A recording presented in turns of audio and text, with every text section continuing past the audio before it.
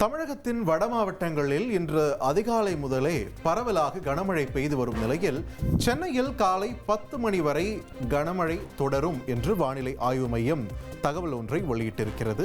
இது தொடர்பான முக்கிய செய்தியை பார்த்து வருகிறோம். திருவள்ளூர், செங்கல்பட்டு, காஞ்சிபுரம், ராணிப்பேட்டை உள்ளிட்ட மாவட்டங்களிலும் மிதமான மழைக்கு வாய்ப்பிருப்பதாக தெரிவிக்கப்பட்டிருக்கிறது. திருவண்ணாமலை, விழுப்புரம், வேலூர், திருப்பத்தூர், திருவாரூர், நாகை உள்ளிட்ட மாவட்டங்களிலும் மழைக்கு வாய்ப்பிருக்கிறது.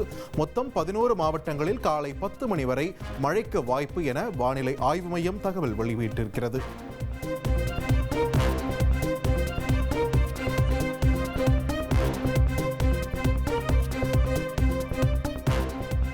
உங்கள் தந்திவன் தொலைக்காட்சியில் கருடா தினமும் காலை 6 மணிக்கு காணத் தவறாதீர்கள்.